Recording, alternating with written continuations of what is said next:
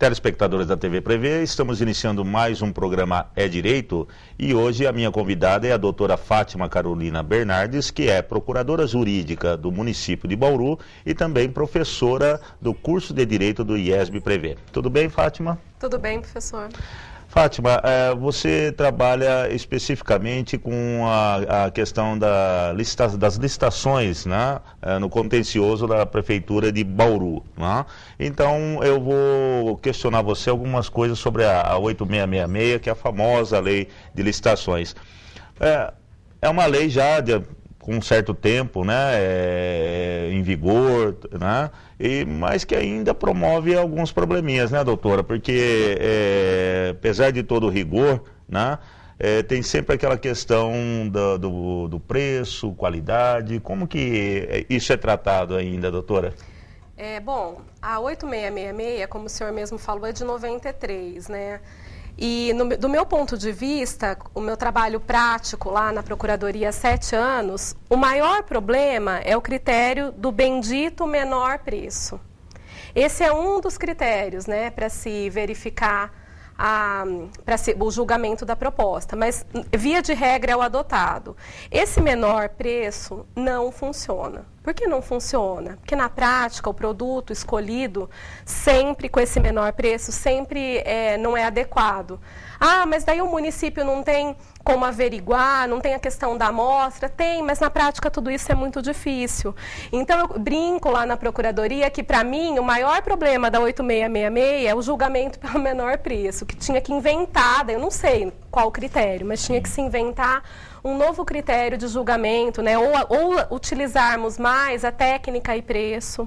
Porque nem sempre o menor preço é o melhor produto, né? Via de regra, se fosse excepcionalmente, tudo bem, faz parte, né? Faz parte do jogo. Mas não é excepcionalmente. Começa pelas nossas canetas lá, né? Quem é colega lá da Procuradoria sabe, a gente leva a caneta, porque a caneta não funciona.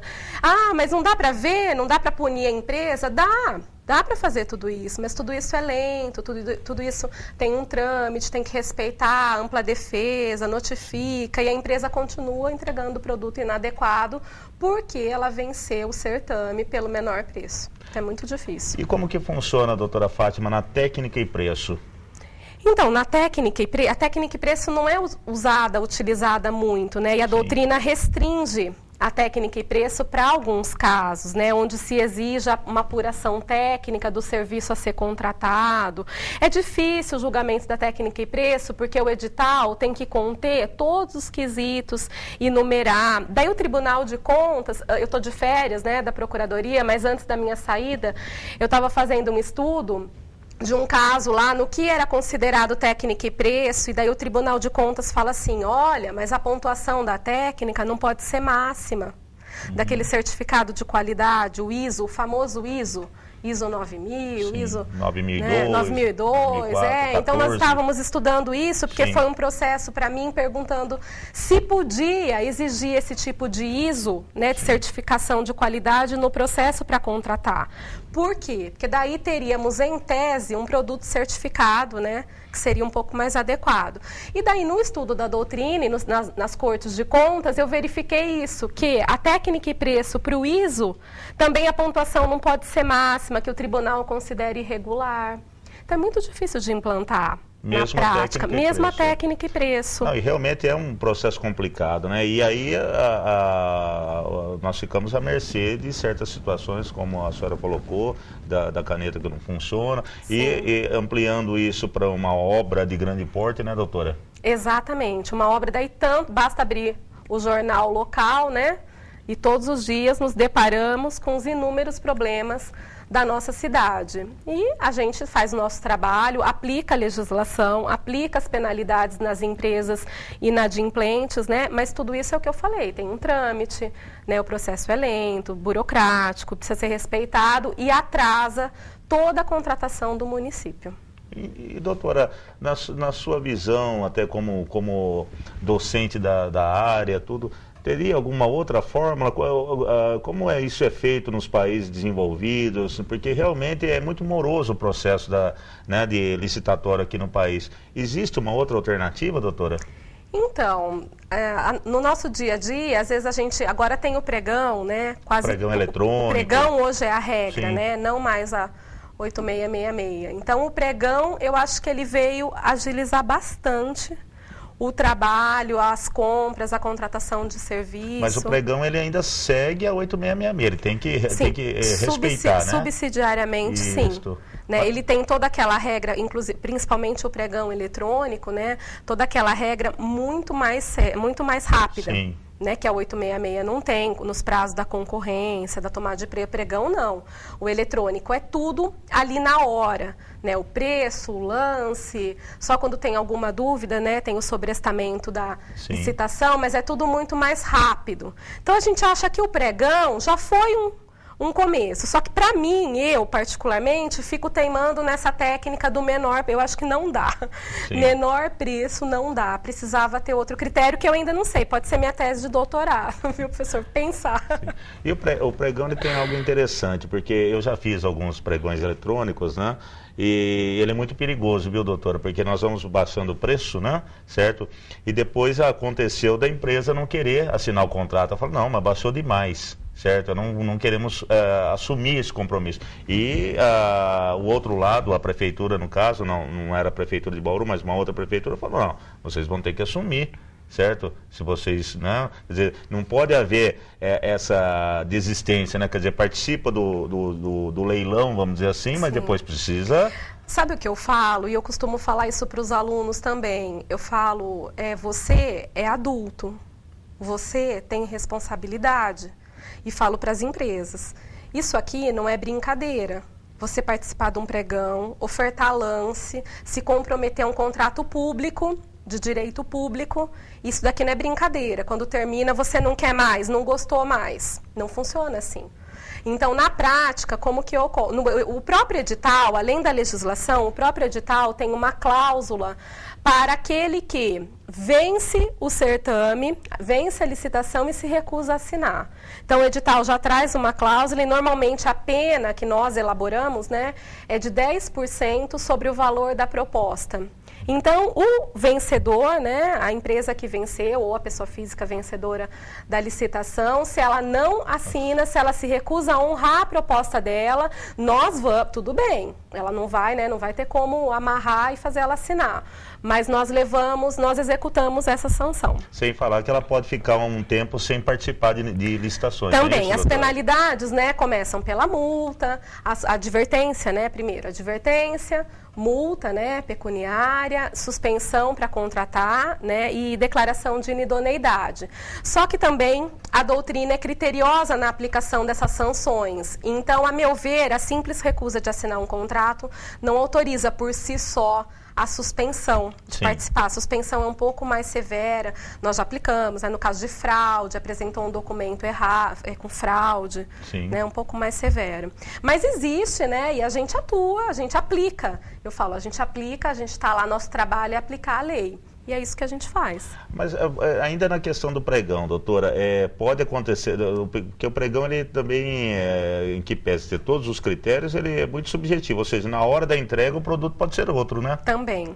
Acontece isso? Acontece, sim. No pregão também o pessoal lá da divisão de licitação tem pedido fornecimento de amostra. Sim. Então, em um determinado momento, eu nunca participei da sessão, né, do pregão em si. A gente analisa a parte teórica e os problemas do pregão. Mas, em um determinado momento, já consta do edital que tem que ofertar a amostra do produto. E eles ofertam. Daí tem toda aquela questão. A amostra atende os requisitos? Não atende? Daí, quando tem problema, vai para o departamento, para a procuradoria, né, para o departamento jurídico, analisar se pode continuar com aquela irregularidade ou não. Então, percebe? São mecanismos que nós tentamos, né? Não é, mas nada é 100% também. Então, a gente tenta, mas uma coisa que o pregão tem, que ninguém tira dele, é a agilidade ainda, e isso, por enquanto, está valendo a pena. E até para o nosso telespectador entender, doutora, dá a impressão que, às vezes você vê pela imprensa, que é uma ou outra licitação, mas não é tudo licitado, né, no serviço público. Sim. São inúmeras, né, várias. Sim. tudo é licitado, tudo.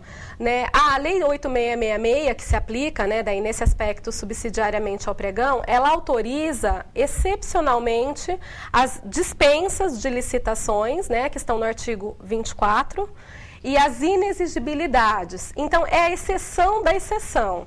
E para você enquadrar, né, uma compra, uma prestação de um serviço numa dispensa, para você dispensar, falou, não vou licitar, tem uma série de requisitos. E para você enquadrar na inexigibilidade, que é a famosa contratação do artista para apresentar um show, né, que nós enquadramos na inexigibilidade. Tem uma série de requisitos. E, às vezes, o próprio administrador fica um pouco bravo com a gente. Mas como? Não dá? A chamada notória especialização. A chamada notória especialização, sim, do artigo 25, né? Então, você precisa enquadrar ali para você poder falar, não, nesse caso, não precisa fazer licitação, você pode fazer sem. E quando dá para dispensar ou quando a licitação é inexigível, nós autorizamos, juridicamente falando. Nós somos os primeiros a falar, olha, isso daqui é caso de dispensa, é caso de inexigibilidade, mas é exceção, né? Não pode ser a regra, é a exceção. E ainda, em certas situações, é um risco, porque depois pode vir o Tribunal de Contas e falar, não. Deveria ter licitado. Por isso que lá na Procuradoria nós atuamos com bastante cautela. Não é para nossa proteção, não, também. Mas é o que a gente sempre explica, é para a proteção do administrador, porque é ele que vai assinar. E do contribuinte, né, doutora? Sim, o interesse público, né, a proteção da sociedade, isso a gente defende bem. Eu posso falar, a nossa equipe, né, não é fazendo propaganda, mas a nossa equipe, nesse aspecto, é bem rigorosa na aplicação dos requisitos para dispensa e para inexigibilidade, principalmente. Agora, um ponto importante no processo licitatório são os editais, né, doutora? Como que isso acontece? Quer dizer, há muitas especificidades em determinadas situações, né, e não precisaria ter um pessoal assim, técnico para poder contribuir na elaboração do edital? Isso é feito na prefeitura? Então, a prefeitura tem a divisão de licitação, né? Lá nós temos servidores muito experientes, muito. Servidores mais antigos que eu lá e que são, assim, eles fazem coisas muito boas, ajudam muito o nosso trabalho na Procuradoria e essa equipe, ela cuida da elaboração desses editais, com as cláusulas, conforme o objeto a ser licitado. Quando o edital chega na Procuradoria, né, nós analisamos todos os editais, né, acho que passam de 1.000. De 2.000 por ano. Nós analisamos todos. O procurador se restringe à análise jurídica, verificar se tem alguma coisa que está afrontando a lei, o artigo. Mas, quando a gente percebe alguma coisa muito absurda ou que não vai dar certo para aquele objeto, a gente também, então, ainda tem uma segunda análise da Procuradoria para aprimorar aquilo lá. E ainda depois, posteriormente, quando o certame é feito e na entrega do objeto a gente percebe, ou na prestação do serviço, a gente percebe que teve alguma coisa que podia ser melhor, a gente já corrige para o edital futuro. Então, os editais, via de regra, eu acredito que são bons, sim, que não tem tanto problema. Algo também que eu ainda tenho muita dúvida, né, doutora, é a questão do fracionamento, né?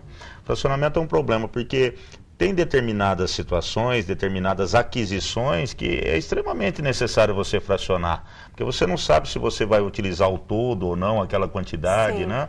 É muito polêmico essa questão do fracionamento, né? A questão do fracionamento é muito polêmica, professor, e só que nós, com essa conduta de buscarmos sempre trabalhar com mais cautela, né, cautela, mais proteção, o que a gente orienta? Tem um entendimento do Tribunal de Contas que diz o seguinte, você pode dispensar até R$8.000, né? Sim. Dispensa 24, inciso 1, até R$8.000, o valor do que você vai estar contratando. Só que esse R$8.000 é no ano, tá? É anual. Recentemente, nós contratamos lá o fornecimento de persianas para a Secretaria dos Negócios Jurídicos, né? Foi por dispensa. Só que antes nós fizemos uma pesquisa em toda a administração para saber se haveria, né, necessidade de persiana. Como nós já estamos no final do ano, ninguém pediu persiana, nós falamos, tudo bem, dá para comprar a persiana por dispensa, mas na dúvida... pode ser que outra secretaria, armário. Querem comprar um armário, querem comprar... Não, mas isso é uma coisa muito comum, pode ser que precise. Na dúvida, licita. É o que a gente fala. Na dúvida, licita, não tem problema, faz uma coisa mais simples, um convite, se o valor do objeto permite. Sim. E a questão da carta convite, doutora, porque existe um cadastro, né, certo, para poder convidar as empresas a participarem, mas e caso uma empresa se sinta excluída, como que funciona? Porque ela deveria estar nesse cadastro, né, para ela poder ser convidada a participar, né? Sim. Como que funciona, doutora? Então, na prática, como em tudo, tem duas vias. A via amigável, que ela vai lá reclamar. E a gente orienta assim, nossa, se sentir injustiçado, faça o cadastro, né, participe. Agora, se ela se sente muito injustiçada, ela vai para a via judicial. Então, ela ingressa com mandado de segurança, pede anulação. Olha, é difícil acontecer isso em convite. Sim. Tá, eu particularmente, assim, não me recordo de ter visto isso lá na Procuradoria. Sim. Né? Mas na prática acontece isso. Se sentiu muito injustiçada, não preencheu o cadastro, não teve acesso ao que a outra licitante teve, ela vai inevitavelmente entrar com mandado de segurança. Porque o convite é feito, inclusive, publicamente, nos jornais, né? O convite é modalidade prevista na lei. Sim. Né? Então, não sei, tem injustiça? Tem, mas essa injustiça é a lei que traz. Né? Não é a divisão de licitação, nem a procuradoria, né? Me parece uma coisa, né? Nem tudo que é legal é justo e também não é perfeito, mas isso é a lei. E se a lei traz, né? Se essa lei é válida, é constitucional, a gente aplica. Certo. Então a gente usa o convite, né? E a questão do preço máximo, algumas prefeituras e alguns órgãos públicos adotam essa técnica, vamos dizer assim, do preço máximo, né? De fixar um teto para o valor das mercadorias ou dos serviços, né? Qual a sua visão, doutora, sobre isso? Isso, muitas vezes não ajuda a elevar o preço da licitação? Sim, ajuda. Recentemente também, nós estamos sempre ligados ao Tribunal de Contas, né? Porque o telespectador pode perguntar por que ela fala tanto desse Tribunal de Contas? Porque o Tribunal de Contas é nosso ente fiscalizador, assim, extremo. Então, tudo ele fiscaliza. Então, nós, na Procuradoria, procuramos ver o entendimento do Tribunal de Contas o tempo todo. Recentemente, saiu um julgado orientando a anexar a planilha do preço nos editais, né, desse preço referencial, que nós chamamos de referencial. Nossa, antes esse preço, né, essa pesquisa, ela vinha encartada aos autos do processo administrativo, mas não anexa do edital.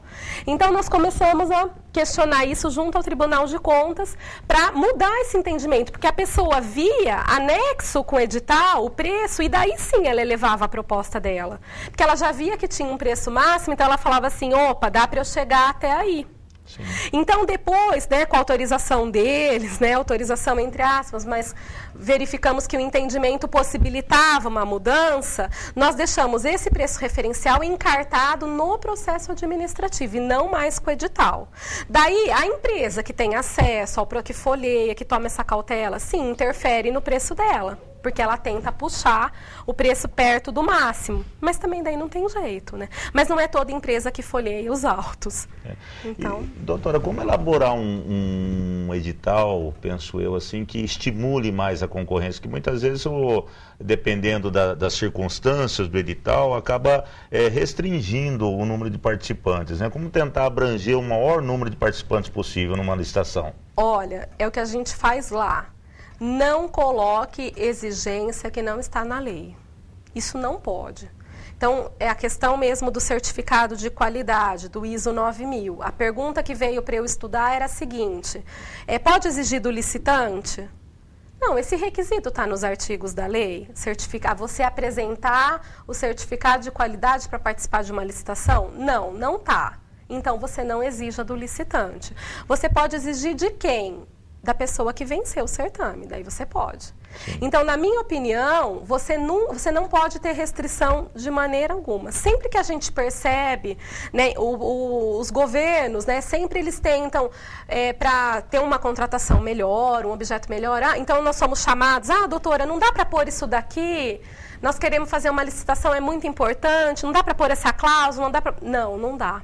Não dá porque você vai restringir. Mas aí, doutora, o fato de por exemplo, essa questão, né, de exigir pós-licitação do vencedor, não pode anular todo o certame, caso ele não tenha, caso ele não possua? daí vai para a aplicação de penalidade, né? Porque vai constar do edital a exigência. Então, quem participa do certame sabe que no final, se lograr-se vencedor, terá que fornecer a documentação, porque é a cláusula de edital. Só que o vencedor... Mais ou menos como no concurso público. Você Sim. presta um concurso que vai te exigir o diploma XYZ, depois você tem que apresentar para assumir. Ou você ingressa para dar aula, sabendo Sim. que tem que ter mestrado, depois você tem que apresentar o título de mestre. Sim. É mais ou menos assim. Se não houver, está desclassificado. Se não houver, está desclassificado. Mas é isso que eu coloco, doutora. Quer dizer, depois de todo um processo, ainda isso acontece lá na prefeitura, de olha, não tem, a documentação está cancelada. Sim, acontece. Isso atrasa bastante, Atrasa bastante, porque daí nós voltamos à estaca zero. Nós voltamos com nova abertura de licitação, com as mesmas cláusulas, republica, né, acontece, daí tudo de novo, acontece. É por isso que algumas vezes acontece a falta de abastecimento, justamente Sim. porque a licitação, o processo está moroso, muito recurso, ou mesmo até a anulação dele. E as secretarias, né, todas as secretarias, elas têm uma orientação para faça o pedido, né, do que você precisa contratar com uma antecedência mínima de 90 dias. E acho que as secretarias agora entenderam bem o raciocínio, entenderam a razão, que isso não é o procurador que quer, para ele não trabalhar, não é nada disso. É porque quando acabar, a gente precisa ter outro certame já concluído para não ter a falta do que se pretende adquirir. E fica tudo muito complicado, porque num processo hoje, né, onde as empresas em geral, né, doutora, precisam trabalhar com estoque mínimo, né, para os órgãos públicos, fica difícil isso, né? Fica difícil. E o órgão público também, ele não pode estocar. Ele não pode estocar porque ele não tem onde estocar. Ele não pode estocar porque tem vencimento. Ele já deu muito problema também no município com estoque, né? Sim. O senhor é bauruense, o senhor deve lembrar. Prazo de validade dos produtos, né? Vencidos, produto vencido. Exatamente. Produto mofo, né? Então deu muito problema. Só que essa é a melhor orientação. A orientação é nesse sentido. 90 dias antes, você viu que a carne está acabando, a carne da merenda, faz um pedido de compra de carne. Mas isso é complicado, né, doutora? Porque até em casa acontece isso, de perder algum produto, Sim, né? Mas é o que mais nós explicamos lá. Na dimensão todo, do município, né? Nós explicamos lá que precisa de planejamento. Se nós temos, não é? Eu tenho quantos processos que nós cuidamos? A gente não cuida? Não tem os prazos? Nós não cumprimos? Então, cada um tem que fazer a sua parte. Então, quem cuida do planejamento tem que planejar. Quem cuida da defesa tem que defender. Quem cuida de atender o telefone tem que atender. É isso que a gente fala. Cada um fazendo a sua parte, dá sim, professor, para planejar. Certo. E tem aquela licitação ali do viaduto Mauá, por exemplo, deve ser uma licitação muito complicada, porque é muito complexo a situação ali, né? Sim. Da parte de engenharia, tudo, para poder, vamos dizer assim, recuperar lá o viaduto, né? Então teve a licitação do projeto, né? Primeiro, Sim. E agora vai ter a licitação da obra. Quanto tempo isso já, Isso, né? bastante tempo. É difícil assim, doutora? É difícil, não é má vontade, né, das pessoas que atuam no processo administrativo, muito menos do administrador. É lei, que nem tinha que ter esse projeto inicial para ver o que se contratar. Sim. Né? Como que você vai cair de paraquedas no viaduto Mauá? Uhum. Né? Você Inclusive, houve uma dificuldade em conseguir empresas que atendessem o edital do projeto, não foi isso, doutora? Sim, porque precisava daquela... Eu não atuei particularmente no viaduto Mauá, no edital, mas lembro até da imprensa. Precisava se verificar exatamente, né, o projeto, e as empresas não possuíam aptidão técnica, se não me engano, era para fazer o projeto. Né? Então, primeiro, é o tipo de licitação que não tem outra forma. Você precisa ver o que tem que ser feito para recuperar, para depois abrir a licitação da recuperação do viaduto. Porque se você fizer diferente, vai sair pior. Né? O serviço não vai ser o que era para ser feito.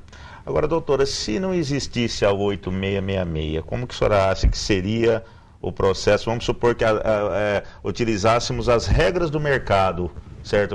Como se fosse uma empresa privada. Qual seria a sua opinião com relação a isso?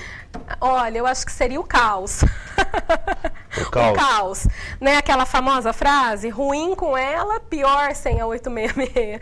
Porque seria o caos, né? Porque o administrador Normalmente, quem não é da área de direito público, né, secretários, cargos de confiança, inclusive eu mesma, quando assumi a função de procuradora, a gente traz vícios da iniciativa privada. A gente traz vícios. E a gente entra na administração pública querendo fazer do mesmo jeito. E daí você esbarra em quem? Na 8666. Sim. Olha, aqui, a 8666, ela te faz lembrar toda hora que ali é poder público, que não é a sua casa. E precisa ser assim, porque assim a gente tem transparência, moralidade, impessoalidade, isonomia. Precisa ser assim, não tem outro jeito. Mesmo com a 866 ainda acontecem muitos problemas. Acontecem, né? muitos problemas, né? Nós sabemos muitas fraudes, desvios. Sim. Exatamente. Imagina sem ela. Então, assim, particularmente eu gosto bastante dela. O meu problema é com o menor preço, né? Meu problema pessoal é com o menor preço. Mas o menor preço é uma dificuldade. Que é uma dificuldade de generalizada, e de se estabelecer um outro critério. Porque Sim. se tivéssemos, né, estaríamos adotando o outro critério. Mas eu acho que é uma dificuldade natural. Sim.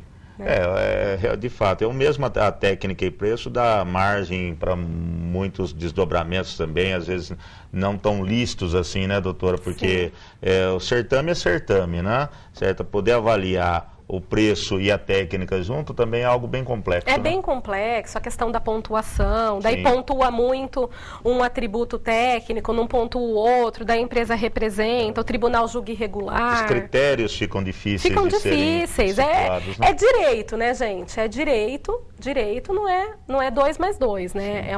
É difícil mesmo. Na prática, a gente procura adequar, né, aos interesses, mas é difícil. E é uma questão de aperfeiçoamento também, né, doutora? Porque vocês que estão lá no dia a dia, né, vem ganhando, assim, know-how, né, para ir aperfeiçoando e, inclusive, facilitando até novos processos, né? Uma questão porque a lei a gente fala 93, mas não é tão nova assim, né? Sim. Certo? Já é uma lei que tem um certo tempo, né? Mas ainda carece de aperfeiçoamento também, até da aplicação dela. Sim, até da aplicação. E é o que a gente faz mesmo. Eu estou lá na mesma procuradoria há 7 anos e meio, e a gente procura adequar a legislação, seguir a legislação, que é o mais importante, o que às vezes as pessoas não entendem, mas é nada mais do que aplicar a 866, né, interpretando, sem restrição, ampliando a competitividade. Basicamente é isso. Certo. E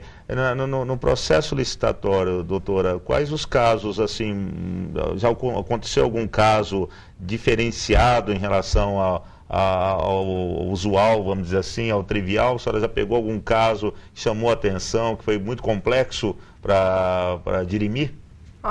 Já muitos casos, assim, recentemente um que chocou a procuradoria foi o documento falso. Sim. Né? Uma empresa bem conhecida, uma empresa de grande porte. Acontece isso? Acontece. Apresentou com toda a seriedade do processo? Com toda a seriedade do processo, com toda a cara, né, aparência de legalidade, apresentou um documento falso e nós apuramos até o fim, né? Até a aplicação, a empresa foi suspensa, né? Tinha um faturamento com o poder público de milhões. Né? Também não fui eu que atuei diretamente, um colega que atuou, aplicou a penalidade, suspensão. Fornecedor até tradicional da prefeitura. Sim, fornecedor tradicional, com faturamento de mais de 2 milhões de reais, se não me falha a memória, e né, documento falso, encaminhamos cópia para o Ministério Público. Então a gente atua bem assim, né? Se é certo, se é errado e tem que ser feito, né? Tá ótimo, então. Eu gostaria de agradecer aqui a presença da doutora Fátima Bernardes, que é procuradora jurídica do município de Bauru, que esclareceu muitos pontos da Lei 8666, a Lei de Licitações, muito bem esclarecido, viu, doutora? Obrigada. Acho que o nosso telespectador entendeu perfeitamente, através dessa explanação da doutora Fátima, né, de como se dá todo o processo licitatório. Não é um processo simples como muitos imaginam, é muito complexo, muito pelo contrário, né? A senhora disse que são 2 mil licitações por ano, doutora, é isso? Olha, não tem esse número, média, não tem esse número exato, mas acho que é por aí, umas então, 2 mil. 2 mil licitações, sem falar em outros procedimentos, onde realmente é muito trabalhoso, né? Mas é a forma que nós temos e é quem está lá cuidando, zelando pelo dinheiro dos nossos impostos, né? Então a Procuradoria faz esse papel, um papel importantíssimo, cuidando do dinheiro que nós pagamos para o município. Muito obrigado, doutora, pela sua presença, espero contar em outras oportunidades. Obrigada, professor. E a você, telespectador da TV Prevê, continue assistindo a nossa programação. TV Prevê, o canal da educação.